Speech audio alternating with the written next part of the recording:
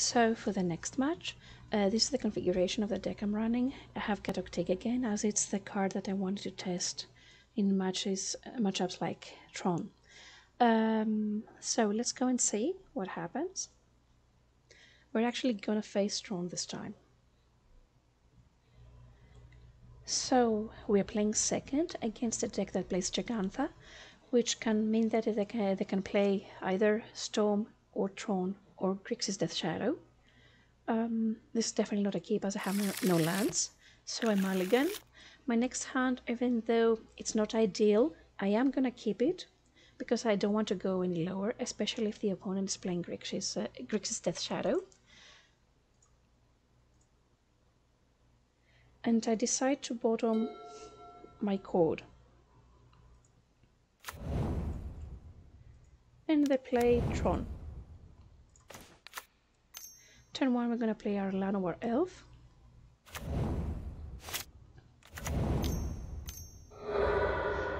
If we play first against Tron, it's not as bad. We can outrace them.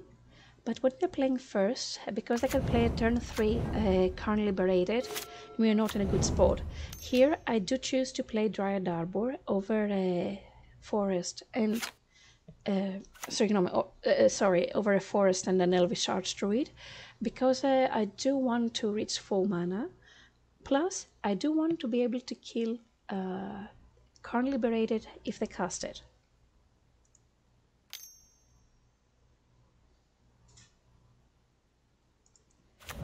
Thankfully, they do cast a Worm Coil, which we don't care that much about. We can do way better.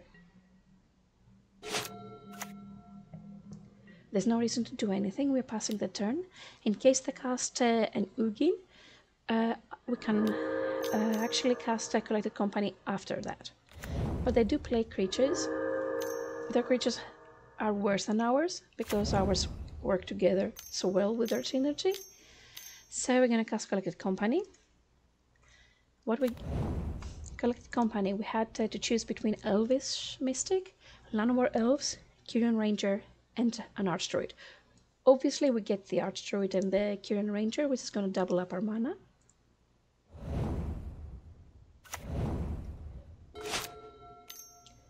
And this is where we actually kill them. I will let you see how it goes.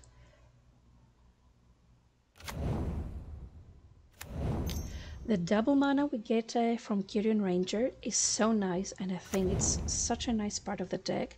It's very powerful.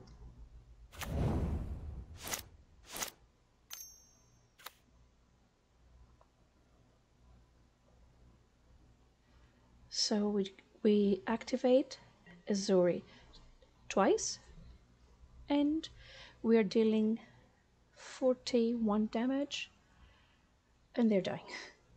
So we go into game number 2. So with this sideboard configuration, what we want to do against Tron, we're going to bring Gatoctig in, which is actually the reason we play the card we want to test again in this matchup. And we're going to bring 2 Forces of Vigor. Scavenging Ooze as well as Grist are unuseful. I don't think that keeping Grist in is a good answer to any Karn Liberated or Ugin. You have to go faster than them. So we have to remove 2 more cards. I'm going to remove the Realm Walkers.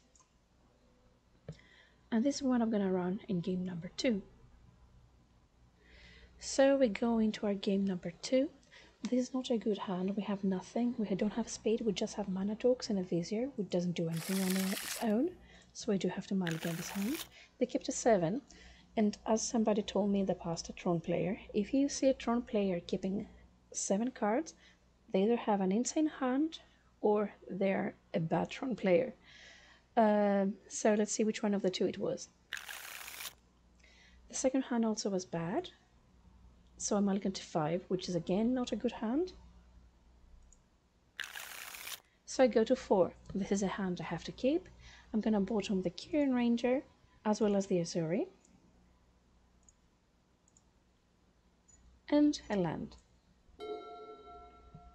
It doesn't seem very promising at this point, but if we top deck well, we can actually beat them. We just needed a Vizier. We actually have the combo in hand. The bad thing is that they're playing first. They're just doing Tron things here. They cast an Ancient Stirrings and they get Khan Liberated out of it. So I do know that my Devoted Druid on turn 2 is going to be dead. I do have the combo in hand, so I just needed one more turn to kill them. So if they do have Tron next turn, I'm dead. And they did have Tron. They are playing Khan Liberated, and I don't even bother playing more after that. As soon as they cast it, I concede. There's no way I'm winning from this point. So we go into our game number 3. So game 3 against Tron, we're playing first this time, so we have higher chances of beating them. Our first hand, even though it's functional, it's not gonna give us the win against such a fast deck. So I decide to mulligan. And then I realize that I accidentally kept Grist in, which is a card that I don't want to have. So I do decide to mulligan again. This wasn't a hand that's going to win the game. And it seems that my mistakes keep coming back to me, because again in my mulligan to 5 I draw Grist. I decide to keep this hand. It's a very dodgy hand, but I cannot go any lower. And I'm bottoming Grist as well as Warmaster. So our turn 1 play is obvious. We're going to play our Dryad Arbor, which is our only mana and our only land. Turn 2, Lanowar Elf.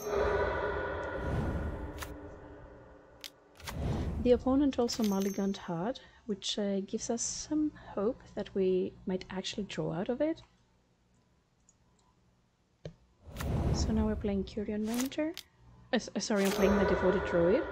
I do hope that I'm gonna draw the combo in order to go off.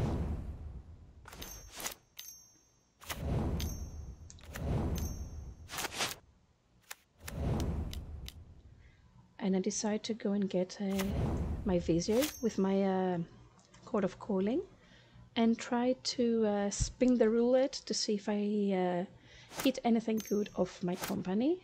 Hopefully a finisher, which is either Elvish Warmaster or Azuri.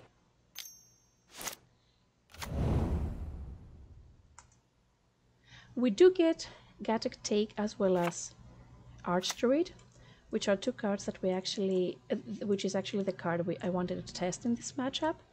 I bottom a lot of lands as well as a Force of Vigor.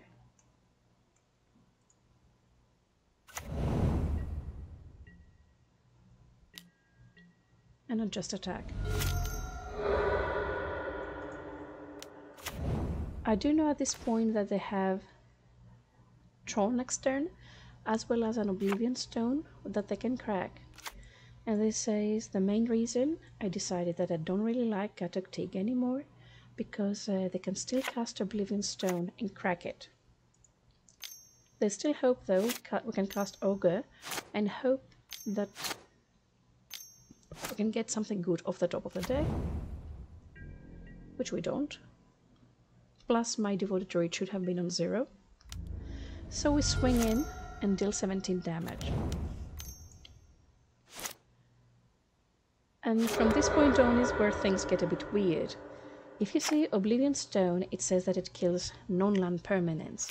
Because our Dryad Arbor is a land, it didn't die to Oblivion Stone. So they have 2 cards in hand, and at this point my only hope is to kill them with a Dryad Arbor. They keep on drawing lands as a tower. I don't do anything, I just attack with my Dryad Arbor at this point and hope it can lead me to victory. Here's where the opponent makes a mistake. Obviously they haven't seen this situation many times before. They thought that by cracking Oblivion Stone they could kill my Dryad Arbor, but they couldn't. And they actually died because of it. Because of a very angry Dryad Arbor.